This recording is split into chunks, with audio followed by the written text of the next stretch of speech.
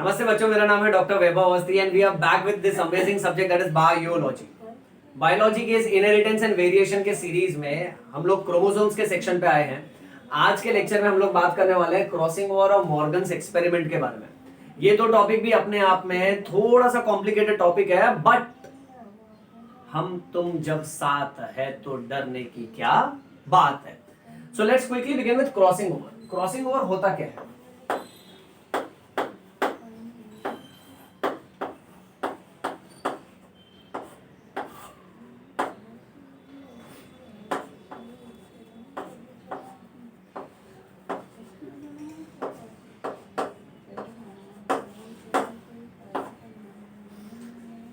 इतना याद रख लो, खत्म हो गया क्रॉसिंग ओवर। ITUS UTIS खत्म है टॉपिक। उधर ही कोई भी MCQ आने दो, अवस्थी सर का ब्रह्मास्त्र याद रखना। क्रॉसिंग ओवर क्या होता है? ITUS UTIS। Sir full form? हाँ फुल फॉर्म। इसकी टोपी उसके सर, उसकी टोपी इसके सर। तू और तेरा दोस्त खड़ा है, दोनों टोपी पहने। इसकी टोपी उसके सर, उसकी टोपी इसके sir. That is crossing over. Exam में लिखना नहीं, मन में याद रखना। ये हमारा बायोलॉजी है, हम इसको फील करते हैं, एंजॉय करते हैं। अब लैंग्वेज के हिसाब से कैसे जाएगा देखो। अब क्रॉसिंग ओवर समझने के लिए सबसे पहले हमको ये समझना पड़ेगा,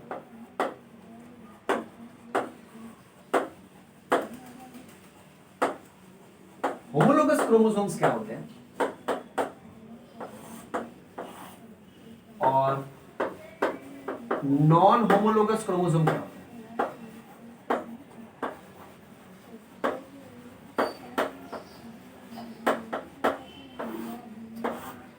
अब क्यों हम लोग शब्द बर्बाद करें, हम इसको डायग्राम के हिसाब से ही देख लेते हैं। इन दोनों क्रोमोसोम को देखिए और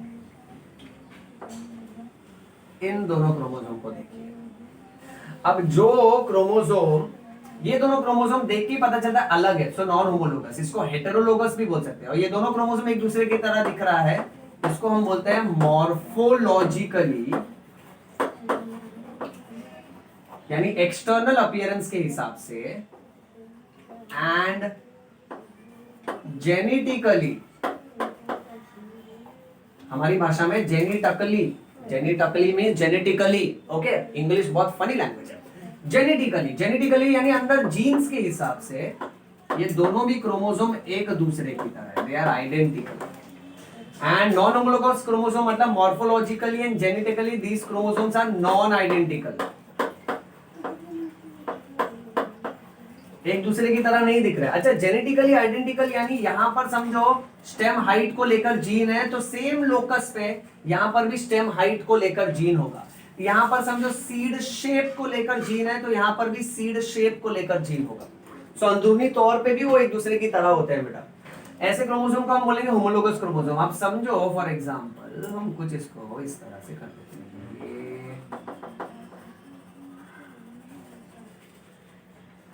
देखो देखो देखो देखो, ध्यान से देखो। अब ये दोनों क्रोमोसोम ओके शुरुआत में एक दूसरे से दूर हैं, अब कुछ समय बाद ये एक दूसरे के नजदीक आ रहे हैं।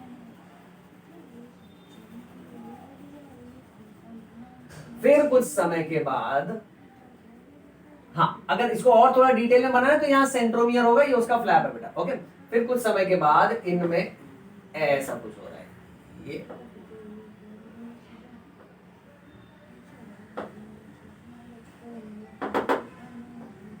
ऊपर वाला फ्लैप है, नीचे वाला फ्लैप, यानी क्रोमैटिड। हाँ बेटा,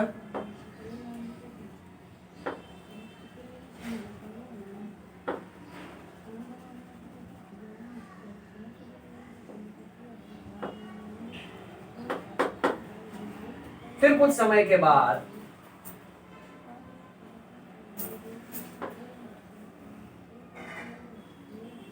दोनों क्रोमोसोम अलग हो गए। अब जब अलग हुए तो ऐसा कुछ देखा गया।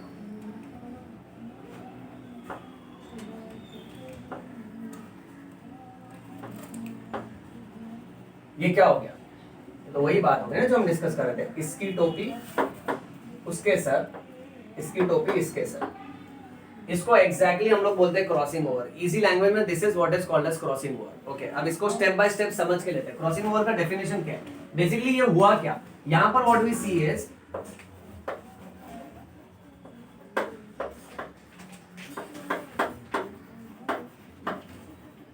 when two homologous chromosomes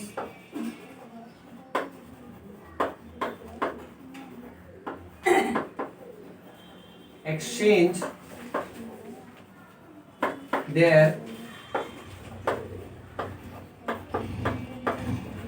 corresponding parts of chromatids, the process is called as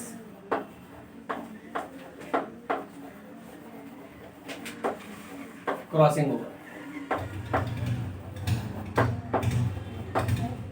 कई बार बुक्स में इसको घुमा के लिखते हैं, क्रोमैटिड्स के बदले इसको नॉन सिस्टर क्रोमैटिड लिखा जाएगा, क्योंकि ये और ये अलग अलग क्रोमोसोम के, यानी ये अलग परिवार की क्रोमैटिड है, ये दूसरे परिवार की क्रोमैटिड है। तो ऐसा भी लिखा जाएगा when two non sister chromatids of homologous chromosomes overlap and exchange their corresponding segments, the process is called as crossing over. हटाओ, इसकी टोपी उसके सर, उसकी टोपी इसके सर, इतना याद रखो। आगे बढ़ते हैं। अब ये क्रॉसिंग ओवर का जो कॉन्सेप्ट है, ये ढूंढा किसने था? Crossing over was discovered by Morgan.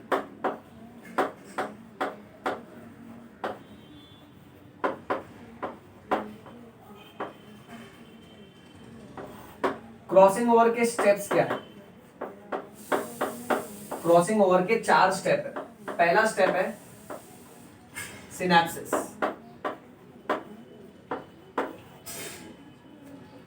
दूसरा स्टेप है टेट्राड फॉर्मेशन,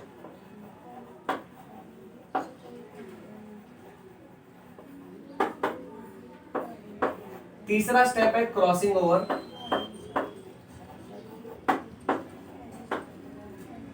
और चौथा स्टेप है टर्मिनलाइजेशन।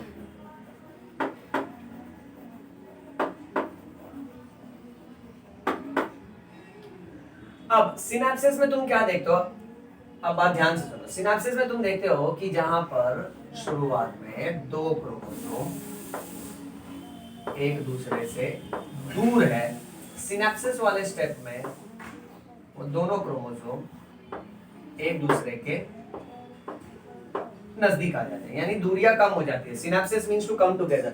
नर्वस सिस्टम में भी हमने सिनेप्स पढ़ा है। सिनेप्स को हम लोग बोलते हैं गैप है। गैप नहीं है, it's a junction, it's a place where 2 neurons come together. Okay, so उसी तरह से यहां पर सिनेप्सिस बोला है because this is a junction where 2 chromosomes are coming together. Tetrad formation. अब टेट्राड फॉर्मेशन में टोटल इस पूरे के पूरे सेक्शन में 4 क्रोमैटिड, 1 2 3 4, ये चारों एक दूसरे के साथ ओवरलैप करने वाले हैं।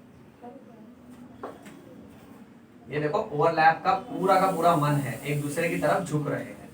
That is called as tetrad formation. कई बार यहां पर बाइवैलेंट शब्द का इस्तेमाल भी किया जाता है। बाइवैलेंट इसीलिए बोलते हैं बिकॉज बाय मतलब 2 और वैलेंसी इज कंबाइनिंग कैपेसिटी। ये 1 और ये 2 जगह पे you find combining capacity, that is why bivalent भी बोलते हैं इसको बेटा। ओके, सो टेट्राड फॉर्मेशन होगा, उसके बाद ये सही में एक दूसरे के ऊपर ओवरलैप कर लेंगे। ये इसके ऊपर आ गया, ये इसके ऊपर आ गया, that is called as crossing over. उसके बाद फिर ये सेपरेट होते हैं। लास्ट वाला स्टेप, लास्ट यानी टर्मिनल, दैट इज टर्मिनलाइजेशन। और जब सेपरेट होते हैं ना, तो इसका टोपी इसके पास आ चुका है, इसका टोपी इसके पास आ चुका है।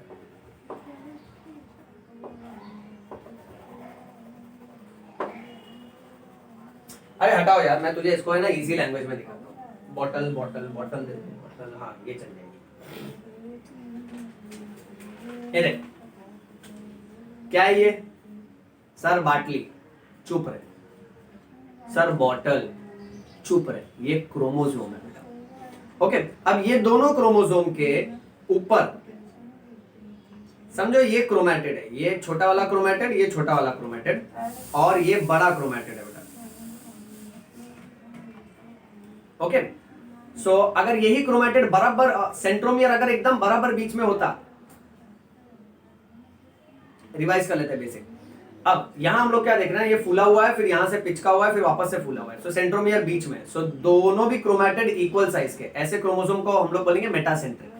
अगर सेंट्रोमियर थोड़ा किनारे होता, ताकि ये एक बड़ा क्रोमेटिड हो गया, ये छोटा हो गया, सो इसको हम लोग बोलेंगे सब मेटासेंट्रिक। पर समझो अगर ये सेंट्रोमियर है, सो ये पूरा का पूरा एक क्रोमेटिड है और ये दूसरा क्रोमेटिड है, इसको हम लोग बोलेंगे एक्रोसेंट्रिक। और अगर समझो सेंट्रोमियर यहां पर है ऊपर और ये पूरा एक ही क्रोमेटिड है, उसको हम बोलेंगे टीरोसेंट्रिक। ओके, तो समझो मान के चलते हैं ये दो क्रोमोसोम है। ओके, ये दोनों होमोलोगस है कि हेटेरोलोगस है? देखो दोनों एक दूसरे की तरह ही है, morphologically and genetically identical, so homologous. अब समझो ये देखो, देखो देखो इस बॉटल को देखो, इस बॉटल को देखो। अब ये दोनों अगर क्रोमोसोम है बेटा, तो ये दोनों नॉन होमोलोगस हुए। क्यों? क्योंकि इनका मॉर्फोलॉजी यानी देखने में एक्सटर्नल अपीयरेंस के हिसाब से और जेनेटिकली यानी अंदरूनी तौर पे भी ये बॉटल का शेप अलग है, इसका शेप अलग है, राइट? अब जब दो होमोलोगस क्रोमोसोम एक दूसरे के नजदीक आते हैं, शुरुआत में ये साइनेप्सिस होगा, ये एक दूसरे के नजदीक आएंगे, फिर उसके बाद टेट्राड फॉर्मेशन, टेट्राड फॉर्मेशन में ये ओवरलैप करेंगे एक दूसरे को। ओके, फिर होगा क्रॉसिंग ओवर। अब क्रॉसिंग ओवर में the non sister chromatids will exchange the corresponding segment, ये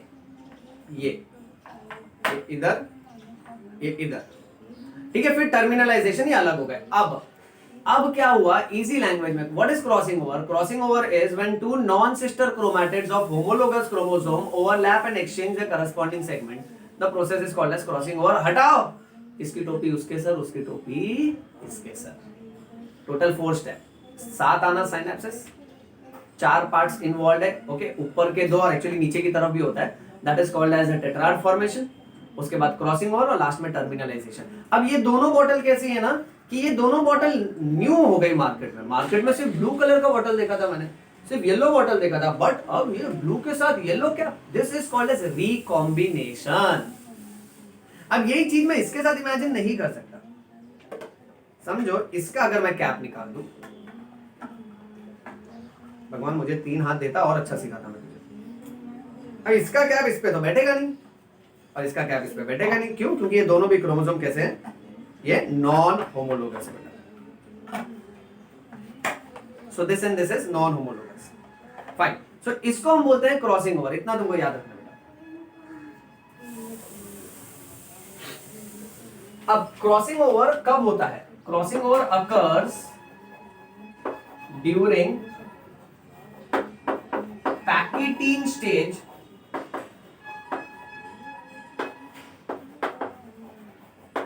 of prophase 1 of meiosis 1।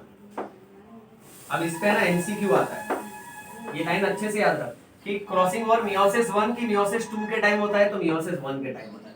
Crossing over meiosis 1 के प्रोफेज, मेटाफेज, एनाफेज या टेलोफेज में होता है तो प्रोफेज 1 में होता है। क्रॉसिंग ओवर मियोसिस 1 के प्रोफेज 1 के कौन से स्टेज पे होता है? लेप्टोटीन, जाइगोटीन, पैकिटीन, डिप्लोटीन की डाइकाइनेसिस, तो पैकिटीन। इतना याद रखना है। लास्ट पॉइंट, क्रॉसिंग ओवर की वजह से क्या देखने मिलता है? रिकॉम्बिनेशन। जैसे दोनों भी बॉटल न्यू वेराइटी हो गई, सो रिकॉम्बिनेशन मींस न्यू वेराइटी। ये समझा बेटा? चल इसका स्क्रीनशॉट ले ले फटाफट।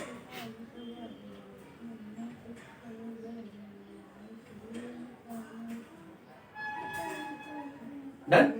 अब इसको रब कर देते हैं। तो क्रॉसिंग ओवर का पार्ट हो गया।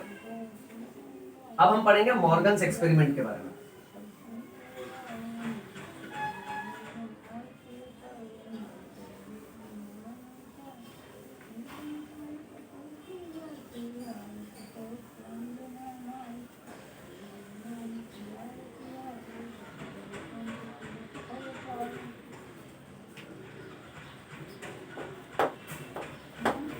मॉर्गन्स एक्सपेरिमेंट,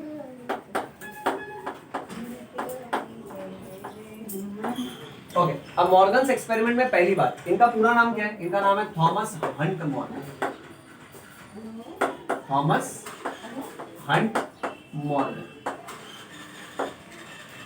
दूसरा एमसीक्यू, मॉर्गन ने कौन से प्राणी के ऊपर रिसर्च किया था? So he experimented on a fruit fly, एक मक्खी पे रिसर्च किया था, उस मक्खी का नाम है ड्रोसोफिला मेलानोगैस्टर, ड्रोसोफिला मेलानोगैस्टर। नेक्स्ट, उसने इस मक्खी को ही क्यों सिलेक्ट किया?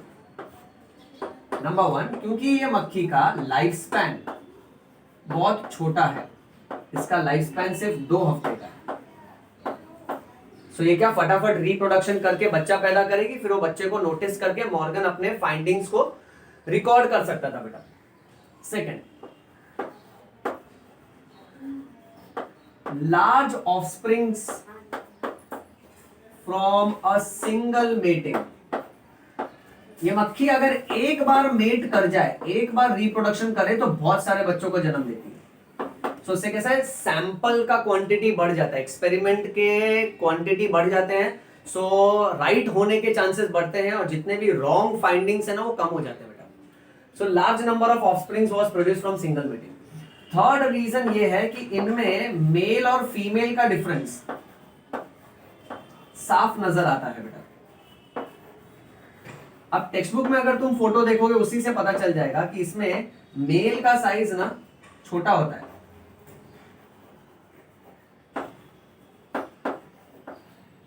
और बेटा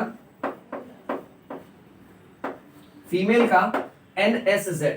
सर NSZ मतलब नारी शक्ति जिंदाबाद। ओके, सो फीमेल का साइज, फीमेल का ओहदा, उसका शरीर भी बड़ा है, रिमेंबर दैट। ओके, और मेल का साइज छोटा है। So female is large in size, male is small in size. तो आसानी से पता चल सकता है कौन सा मेल है कौन सा फीमेल है। आगे फिर उसके बाद जो जो कैरेक्टर्स उसको ऑब्जर्व करना है,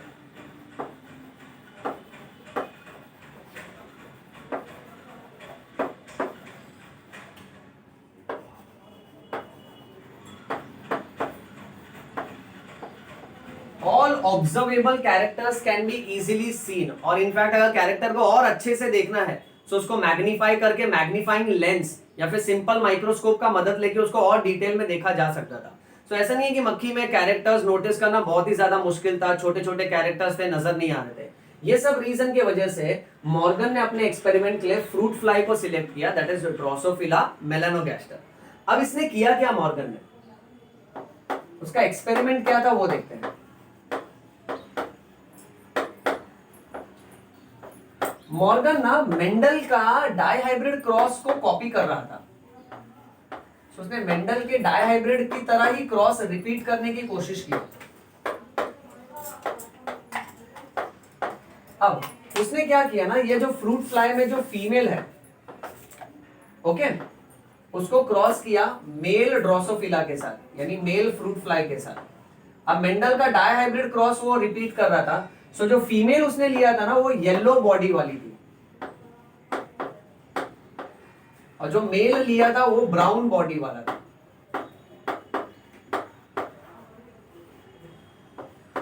चॉकलेटी बॉय, याद रखो, ऐसे याद रखना, चॉकलेटी boy.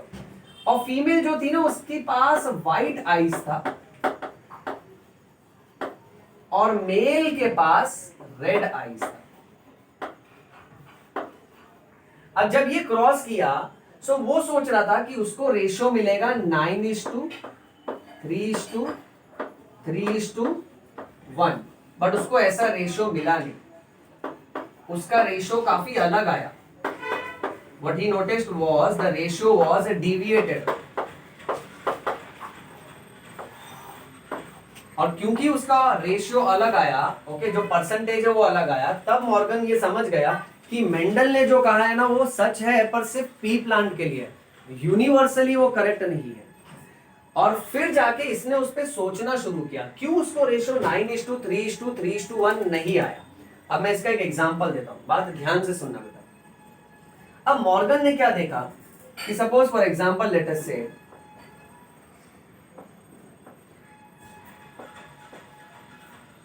Wife with curly hair, okay, curly hair and let's say big eyes. Chromosome बना देते हैं, This is the gene for curly hair. This is the gene for big eyes. Okay? अब इसका शादी हो रहा है हस्बैंड के साथ,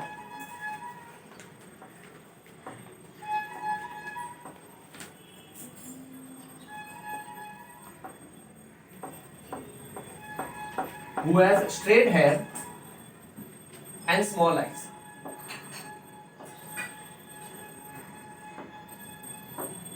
मेरी बात ध्यान से सुना बेटा.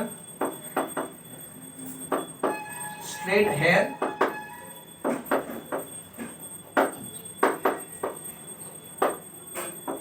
Small eyes. काल्पनिक एग्जाम्पल है पर समझने के लिए बहुत अच्छा है. अब जैसा कि हमने पढ़ा था, अगर दो जीन्स एक दूसरे से काफी दूर है, so these genes are loosely bonded. So अगले जनरेशन में अगर ये होमोलोगस क्रोमोसोम पे और ये दोनों क्रोमोसोम ने क्रॉसिंग ओवर कर लिया, जैसा कि हमने वो बॉटल का देखा था, सो जाहिर सी बात है आने वाले बच्चे में what we can have is a possibility curly hair with small eyes and straight hair with big eyes. ऐसा दोनों भी पॉसिबिलिटी आ सकता है, जिसको हम बोलेंगे रिकॉम्बिनेशन.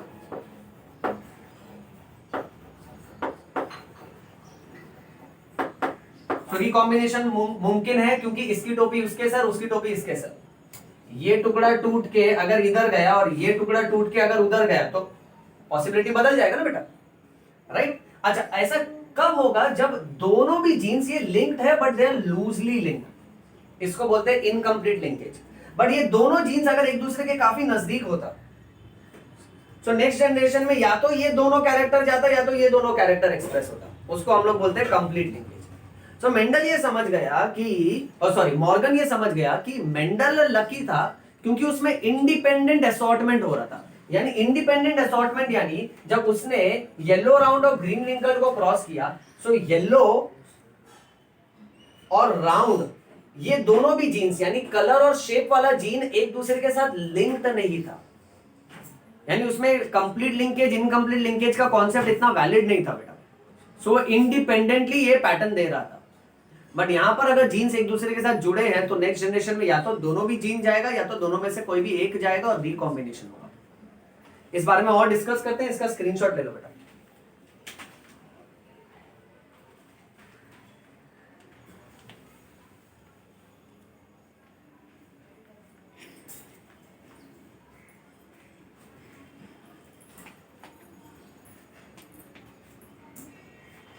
डन बेटा.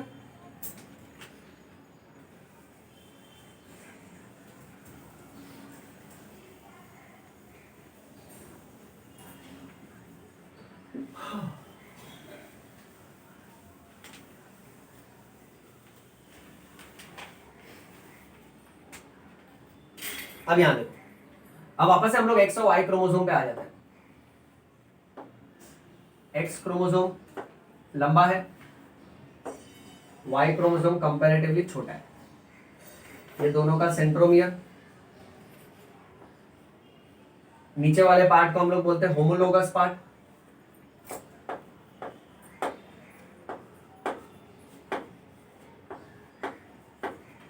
ओके, और ऊपर वाले पार्ट को हम लोग बोलते हैं non homologous.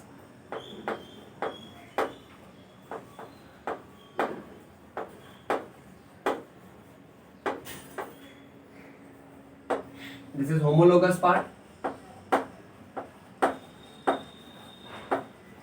And this is non homologous. अब जैसे बता रहा हूं इसको वैसे ही याद रखना.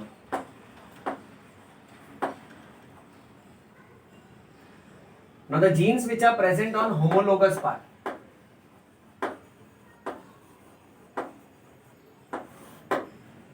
and the genes which are present on non-homologous part, उसकी कहानी देखते हैं.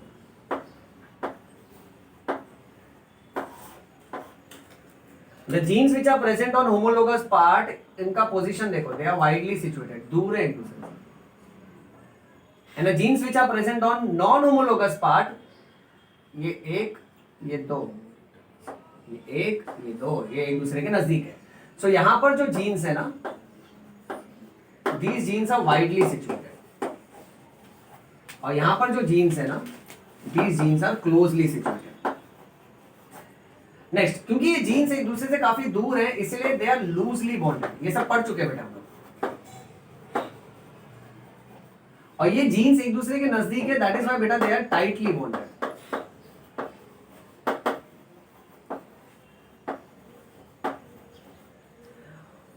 और क्योंकि ये पार्ट होमोलोगस है इसलिए यहां पर क्रॉसिंग ओवर होगा, जैसे हमने बॉटल में देखा था। होमोलोगस बॉटल है यानी सेम शेप साइज का बॉटल है तो इसका टोपी उसके सर जाएगा। और क्योंकि ये नॉन होमोलोगस है, जैसे एक बॉटल और बड़ा बॉटल हमने देखा था, वो नॉन होमोलोगस है तो वहां पर क्रॉसिंग ओवर नहीं होगा। तो बेटा यहां क्रॉसिंग ओवर होगा, यहां पर क्रॉसिंग ओवर नहीं होगा। अब क्रॉसिंग ओवर होने की वजह से यहां पे रिकॉम्बिनेशन आएगा, यानी दोनों बॉटल बदल गई थी ना, तो यहां पे रिकॉम्बिनेशन आएगा और यहां पे रिकॉम्बिनेशन नहीं आएगा।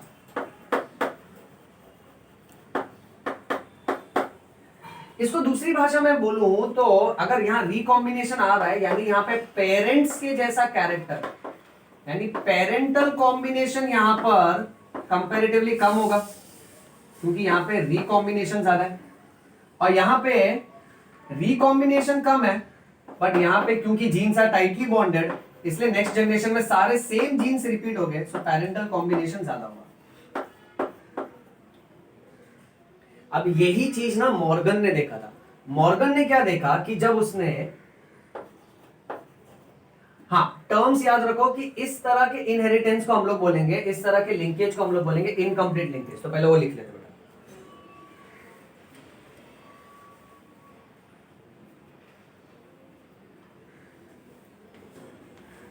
Incomplete linkage.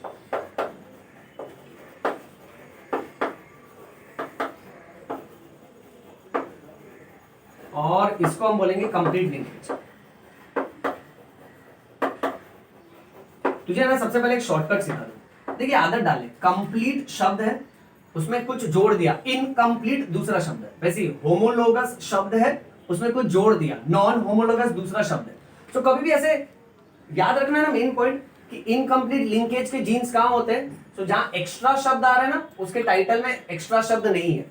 सो होमोलोगस पार्ट पे हमेशा तुमको इनकम्प्लीट लिंकेज दिखेगा।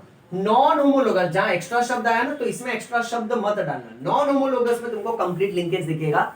डायरेक्टली याद रखो अगर याद रखना है तो, कॉन्सेप्ट के हिसाब से ये सारे रीजन है उसके।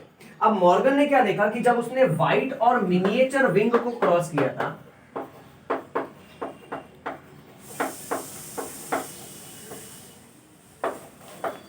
ड्रोसोफिला में उस मक्खी में जब उसने व्हाइट और मिनिएचर विंग को क्रॉस किया तो उसे 37.2% रिकॉम्बिनेशन मिला।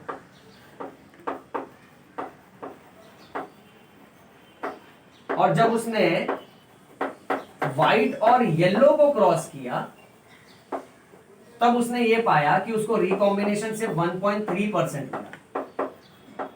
अब इसके ऊपर से भी एमसीक्यू आता है, अगर रिकॉम्बिनेशन कम मिला है, देखो ना 1.3% यानी कम, अगर रिकॉम्बिनेशन कम है यानी ये दोनों भी जो जीन्स हैं, ये दोनों जीन्स एक दूसरे के काफी नजदीक होंगे, एक दूसरे से काफी टाइटली जुड़े हैं, और अगर उतरेंगे अगले जनरेशन में तो पूरी तरह से साथ में उतरेंगे, दैट इज कंप्लीट लिंकेज।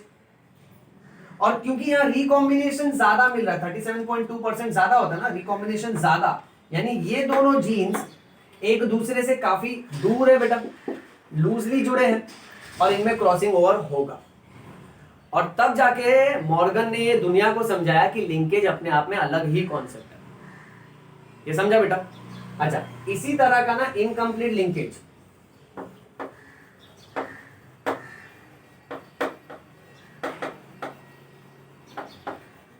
जीमेज में भी देखा जाता है।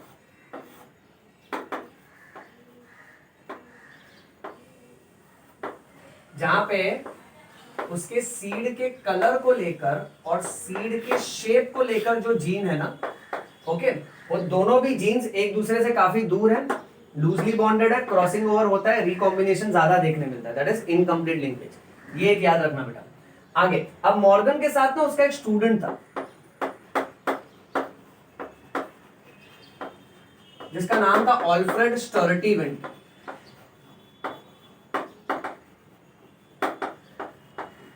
अब ऑल्फ्रेड स्टर्टिवेंट ने क्या किया ना,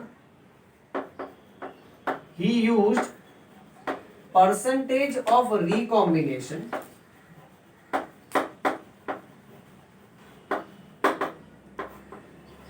as a reference to find out the position of genes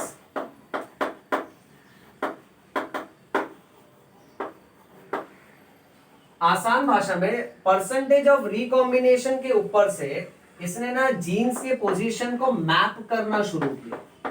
map करना यानी मार्क करना।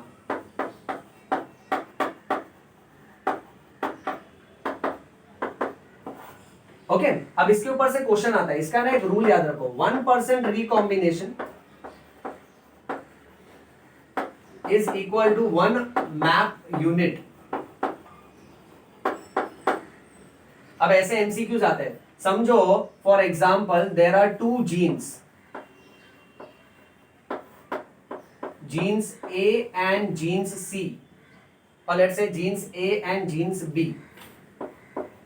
बोलेंगे इन दोनों के बीच में 15% रिकॉम्बिनेशन आ रहा है। ओके फिर बोलेंगे let's say gene A and सी के बीच में 5% रिकॉम्बिनेशन आ रहा है। सुनते जाए ध्यान से, ऐसे एमसीक्यू आता है बेटा। फिर बोलेंगे जीन बी और सी के बीच में 10% रिकॉम्बिनेशन आ रहा है। फिर अलग अलग ऑप्शन दे देंगे हमको। सो तीनों जीन्स का पोजीशन कैसा है, ए बी सी ऐसा है, ए सी बी ऐसा है,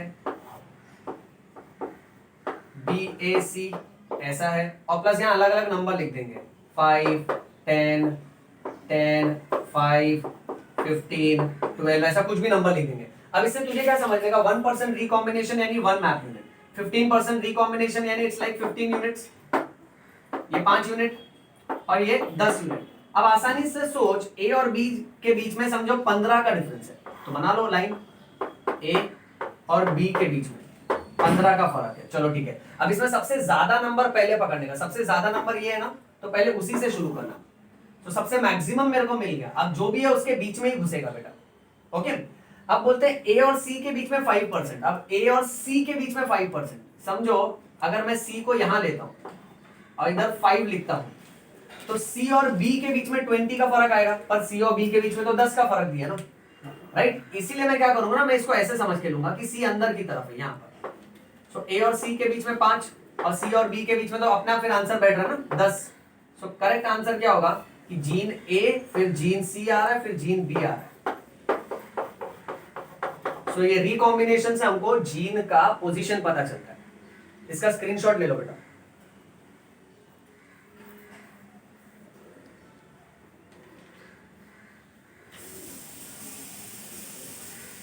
हुआ? ऑलराइट बच्चों, सो ये था हमारा आज का लेक्चर, जहां हमने खास करके मॉर्गन्स एक्सपेरिमेंट के बारे में बात किया है और क्रॉसिंग ओवर के बारे में बात किया। इसका प्रॉपर नोट्स बना के रखो बेटा, फिर उसके बाद तुम जो टेक्स्ट बुक रीड करना है या फिर एमसीक्यू सॉल्व करना है करो, तुमको सारे क्वेश्चंस जरूर आएंगे। ओके हम मिलेंगे नेक्स्ट लेक्चर में। Till then keep reading and keep rocking. Thank you.